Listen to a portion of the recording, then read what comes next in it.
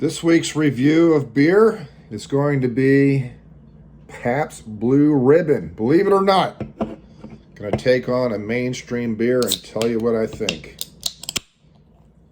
The other day I was down playing some disc golf as usual, close to my home course, and a couple blocks away, I think I mentioned this before, is a beer distributor I like to go to called Kirkner's, and pretty good prices. Sometimes they have things out in the bargain rack, and the day I went was no exception. They had this 12-pack of PBR for $7.50, and I figured that out before tax. It's 62 cents a beer. And if you think about, like if you go to a craft beer place, it's not unusual to spend, $6, $7 for a beer. Maybe not something like this, something a little bit heavier. 62 cents is a good deal, though. For 62 cents, you have to remember what you've paid before you start criticizing it too much. PBR has been around for a long time as a brand, probably from like the 1840s or something. However, it's no longer really a company per se. It's 1844, was established in Milwaukee. It's a company, but it's not. And what I mean by that, it's a label, it's a brand, but it's made by Miller Coors. It's not made by Pabst Blue Ribbon per se. There's some kind of contractual agreement that the breweries have, and it is made in Milwaukee still, I think. I think according to what I read, and but it's made by Miller Coors. And here's what the beer looks like. It's nice and clear. It's pretty translucent. It means it didn't use a lot of hops or barley specifically. Hops can make things cloudy a bit, so that didn't make that cloudy at all. There's not a lot of malt in here. This is kind of a straw color. So imagine if this was tea. When you make tea, if you use one tea bag, the tea is lighter than if you use 2 or 3 for the same amount of boiled water. So it's similar in that way. It's not rated very highly on the craft beer websites. It's considered a poor beer. And let me take a taste here and see. No, it's fine. Poor is a harsh term for this beer. It's not poor. Poor is something that would have a foul taste to it. It would have a taste that would make you cringe. This does not do that. This is just very, very light. It's a very light beer. What is interesting about this beer is if you were to put a Budweiser here, a Coors here, a Pabst Blue Ribbon here, another mainstream beer that you can think about, Keystone Light or whatever, and somebody blindfolded you, you would have an extremely hard time telling the difference between like a lineup of beers. If it was like a police lineup and you had to implicate the PBR, you would have an extremely difficult time separating those in your taste profile. Whereas if you have a craft beer, of a certain style, it would be very easy to tell the difference if you're not a complete novice.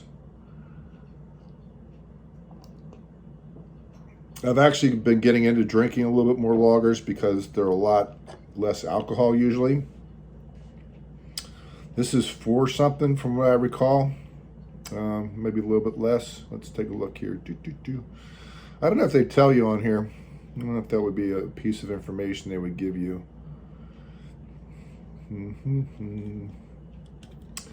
Maybe 3, maybe 4 point something. I think it's like 4 point something, which would be pretty typical for a mainstream lager. It's not any darker, maltier, less malty than any other mainstream beer. It's about the same price. I think $7.50 for 12 packs, a little bit on the low end, but not terribly so. It doesn't taste bad. I think it would be a very, very good beer if you wanted to kind of switch your profile around a little bit. And this is how I've been drinking it, is that I'll mix it in with maybe another lager like Yuengling Lager or Sam Adams Lager, and then I'll have an IPA, and that'll be my night. I won't drink like 3 IPAs. I won't drink 3 of these. I won't drink 3 Boston Lagers. I'll just try to vary it up a bit. So I call it a beer seltzer. It has alcohol in it. It has a nice carbonation. I think it would be really, really good on a hot summer day, what we call lawnmower beer.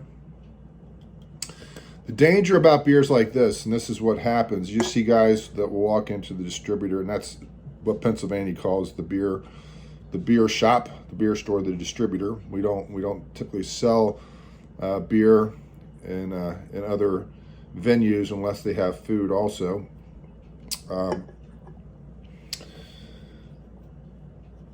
The distributor, you see a guy walking out with a 30 pack of something like this, or a Miller or a Natty Ice or something. And that guy's going to drink that beer that weekend and maybe have a few leftovers.